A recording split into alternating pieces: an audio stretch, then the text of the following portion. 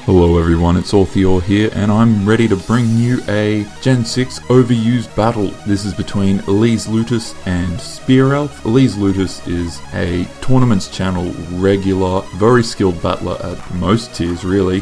Spear Elf, I don't know quite as well. Anyway, this is an interesting battle, so let's get into it. So, looking at the team preview, we see that Elize is running Rotom-Wash, Ferrothorn, Garchomp, Excadrill, Diancie, and Volcarona. So, obviously, Volcarona and Diancie are kind of the key offensive threats for the team, with Garchomp, Ferrothorn, and Rotom-Wash providing a nice defensive core. Excadrill, therefore, hazard removal. So, it's a pretty balanced team overall.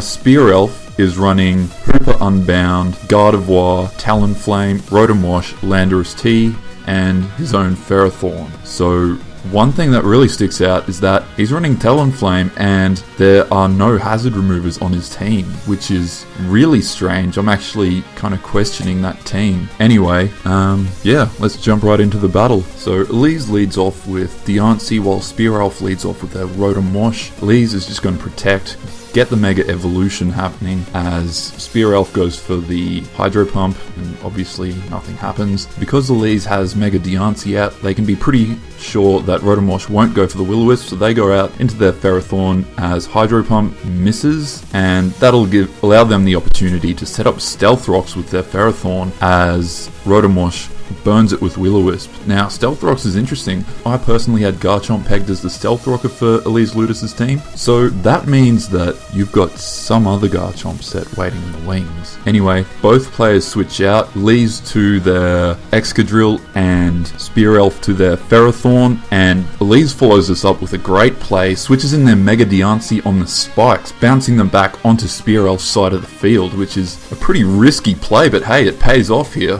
Anyway, Elize is going to send in their Volcarona, takes the Gyro Ball, and now Spear Elf, their decision not to run a hazard remover is going to bite them absolutely, as they send in their Talonflame, but even though it resists the incoming Fiery Dance, it's KO'd anyway. So, they go out to their Rotom-Wash to take on this Volcarona. It finishes it off with Hydro Pump, but man, it takes a hefty chunk of damage from Bug Buzz. Anyway, Elize is going to send in their Excadrill, and with Mold Breaker it obviously threatens out that Rotom-Wash. Spear Elf goes into their Landorus Therian, which is a nice safe switch in. It gets the Intimidate off. Out goes Excadrill into Rotom-Wash, which is obviously immune to Earthquake. Now Spear Elf follows this up with a really odd play. They stay in with their Landorus Therian and go for the knockoff, which allows Elize to get off a Will-O-Wisp, cripple that Landorus T.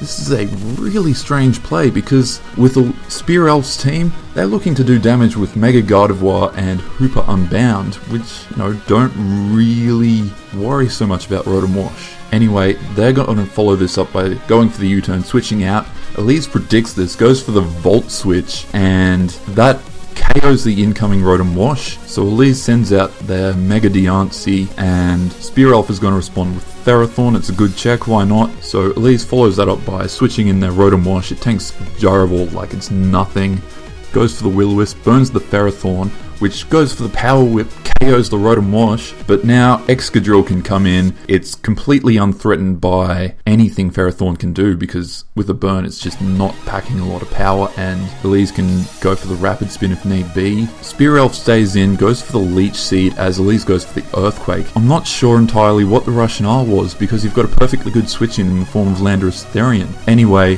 the following turn, Spear Elf does go out into the Lando T, and Elize goes into their Mega Diancie.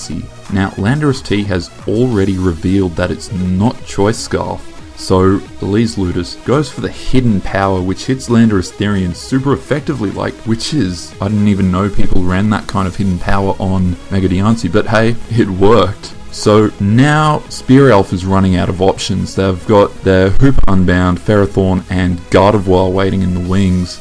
They send in their Hooper. Now, it's got base 80 speed, so that's enough to run a viable Choice Scarf set, so they're obviously just hoping that Elize thinks it's a Choice Scarf, or maybe it is, who knows. But as we see the following turn, it's not Choice Scarf. Moonblast just absolutely demolishes it, and now Spear Elf is going to send in their Gardevoir. It's really their last option, and it lives the Diamond Storm, KOs the Mega Diancie, but now Elize can send in their Excadrill. It reveals itself to be Scarf as it outspeeds the Gardevoir, KOs it, and at that point Spear Elf just opts to forfeit. So that was an excellently played game by Elize, handled their opponent really well. That's all for now. See you next time.